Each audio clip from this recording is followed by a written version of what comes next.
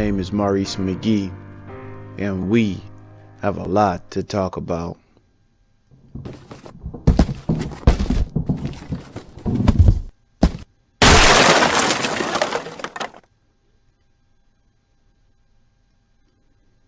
We are back here on Untold Truth, and we got a little bit of I won't call it a surprise because that's what we're here for anyway. Here to talk about things that are not talked about. Yeah, this actually broke back in 2009, but we're going to talk about it here today because I am pretty sure I know a lot of people still don't know. Before I go into it, because I just don't know how far this will go, but I'm gonna give it my best shot to see how far it'll reach. We're gonna take things a little bit deeper, just a little bit today.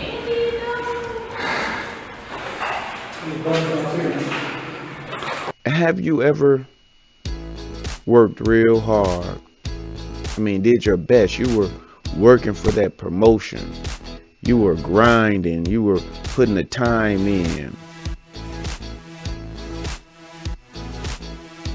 Whether it was gaining more clients, whether it was doing more research, whatever the case may be, you know what it takes to get to that next level, and you were pushing for it. You know others were competing with you. Staying up late, missing dinner, missing time with your children, sacrificing, just grinding. Because you wanted that promotion, you wanted that position, and you knew it was coming up. You knew it was up for grabs. So you did everything that you had to do, that you knew to do.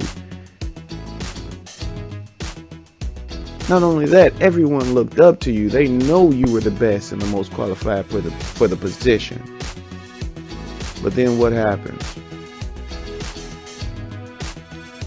The president's no good for nothing nephew snags the job. Barely knows the business, has poor results, but he still gets the job. It's the family business. Never stood a chance. Didn't matter how much work you put in. It didn't matter all of what you did. It didn't matter what you knew and what you knew how to do. It didn't matter. The good for nothing nephew of the president or whoever, they were always going to get the job. Didn't matter what they did. It didn't matter what they didn't know. Didn't matter what they could do or couldn't. They were always going to get the job. They were born for it. They were going to get it, period. Well, I shared this story with you because, we have an up and coming election. We got someone to vote for. We have our, Republican or our Democrat. Who's gonna take it? Is it gonna be Joe Biden? Or is it gonna be Donald Trump? Who's it gonna be? What's it gonna be? I don't know. I don't know what it's gonna be. They're talking. He's gonna take the race. They could get the most votes. Blah blah blah blah blah blah blah. Lies. It's all lies. Why do you say that, Maurice? What are you talking about now? Well, this is what I'm so eager to share with you because we are in election season. I wanted to jump to this. I would have taken it a little slower, but since we're in the season, I better move a little bit quicker on this one particular topic. But let's go to the unveiling. From Salinas, who claims to have made a major discovery about President Obama. She and her grandfather say that President Obama is related to all but one U.S. president. We get more tonight from Action. Start off with George Washington at the top, and then it goes to John Adams, Thomas Jefferson. 11-year-old Bridget Dovigneau says she's made a first-of-its-kind discovery. Yep. Uncovered back in 2009 by an 11-year-old white girl doing research on her family tree. She did find out that she was related to President Obama. So I try to tell people all the time, based on finding out this news, all the presidents are related. You know, and in this particular report, they said all but one. But I know I've seen research that shows they're all related. She probably just didn't find the connection with that one. Which was the 8th president. But I try to tell people that all the presidents are related, and they say, oh no, can't be, not Obama, because he's black. You automatically assume Obama's not related to all the presidents, but actually Obama is the one that broke the story. With this 11-year-old white girl checking her ancestry and finding President Obama in it. And based on that finding, she decided to trace his lineage and found another president, and continued to check all the presidents and found they're all related. Going into the story a little bit deeper, who are they all related to? A king of England. Now, you tell me what are the chances? What are the chances of every president of the free country of the United States of America all having an ancestor that is the king of another country? That's just not possible for it to be, what they have said it is. They said that, as long as you meet these criteria, anyone can be the president. And you mean to tell me there's not one qualified person ever in the history of the United States of America that wasn't the grandson of the King of England? There was never a qualified person. There were many qualified people. They were just never going to get it because they didn't have that bloodline. Period. So no, this may twist your reality of understanding of the voting process and the political process, but if you open your eyes, you will find and see that it is all a stage. It has been staged and fixed from the beginning. And there's more to unravel. And we're going to unravel it as we keep taking this journey. I know this may be shocking to you. Some of you may be asking, well, should I even go vote? What's the purpose of it? If it's all staged and it's all fixed, and the no good for nothing nephew is going to get the job anyway, what's the purpose of voting?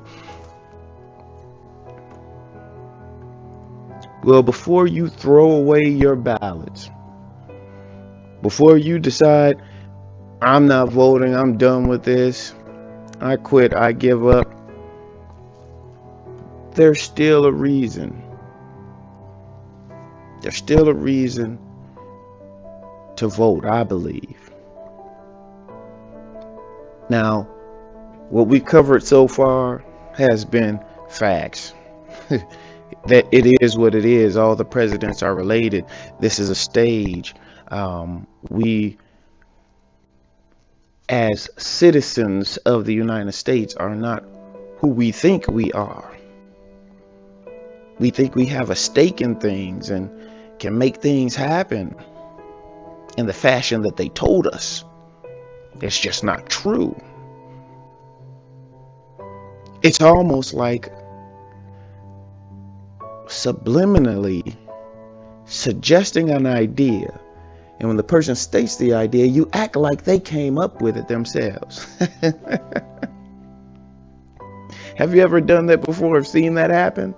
Yeah, that's what's happening. They treat us as if they're giving us power, and they're giving us this, or they're giving us that, or it's just a twist. It's a twisted reality. However, there is a reason that this guy needs to remain in office. And I told you before, that we are in a war. Opting out is not an option. We still have to fight. And I will choose this idiot over their opponent for a reason. And now this is tactical. This is tactical, and this is my tactic. And I'll tell you the reason why I went for this idiot the first time around is because their opponent was coming after our children.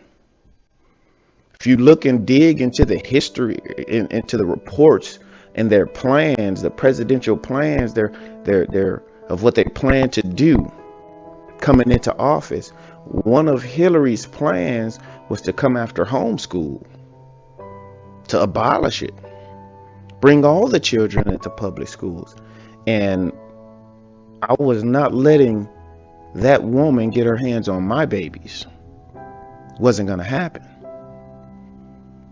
So even though I don't believe in the right or the left wing, right wing, still the same bird, I don't believe in that. It's garbage. It's a lie. However, it's tactical. I'd rather have this idiot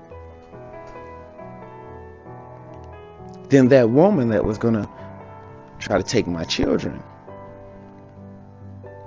and force ideas into their head that I didn't agree with, that I don't believe in. But there's another reason why this idiot needs to stay in office. It's tactical. This idiot needs to stay in office because the longer he is in office, it means that they still have work to do. What do you mean, Maurice? What do you mean they still have work to do? Let me try to break this down.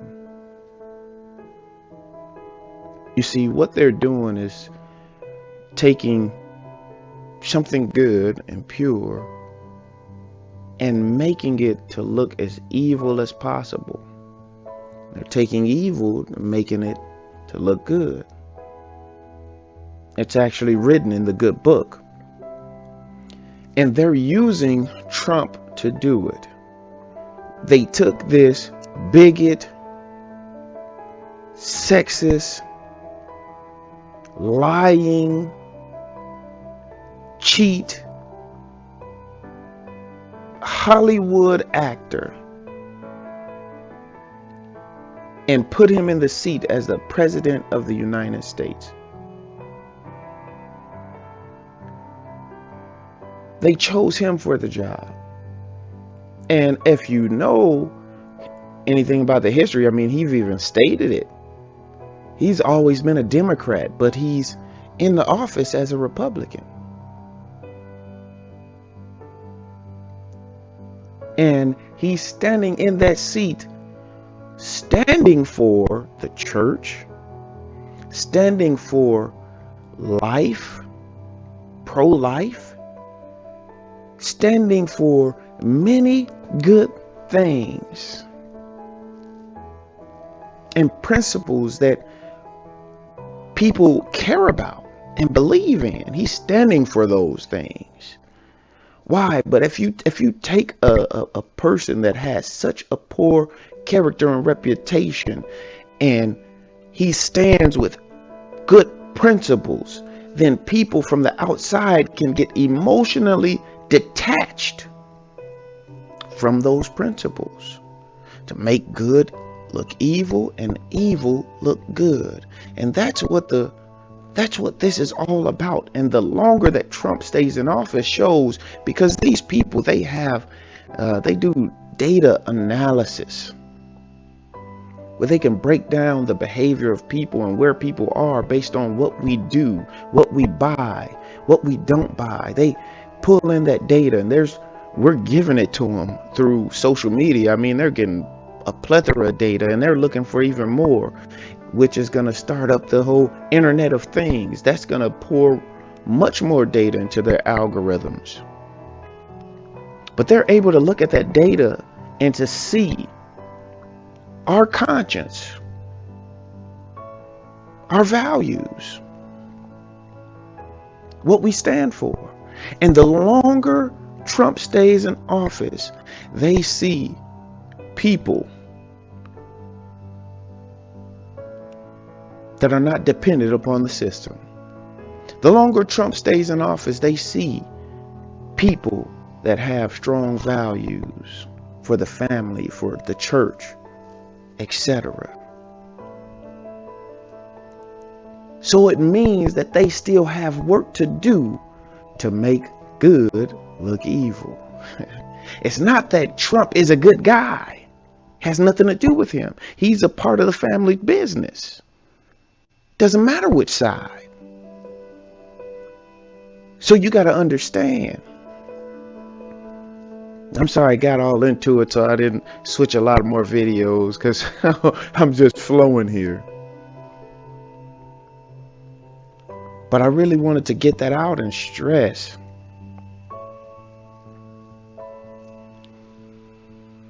that there's a reason that this idiot needs to stay in office. Because that means they're still working on us.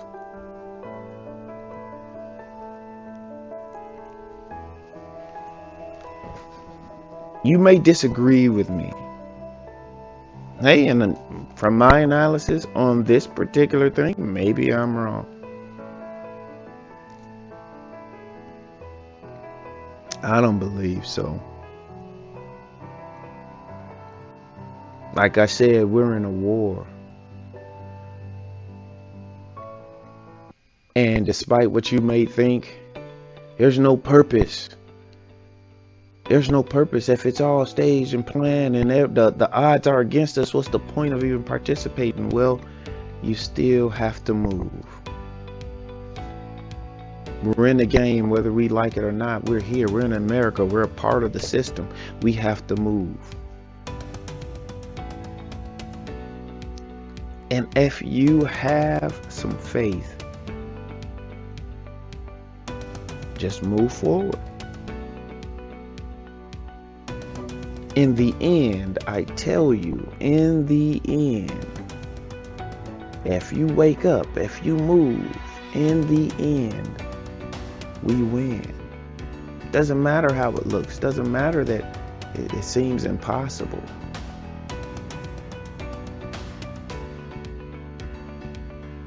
We still win. We just gotta wake up, move forward on the right path, understanding what we're fighting against. We're gonna come out strong. We're gonna come out conquerors. But we gotta be prepared. We gotta play it smart.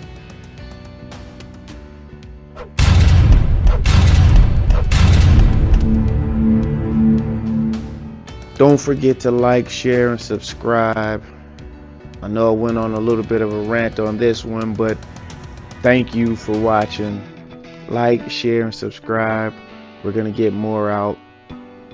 See you on the next video.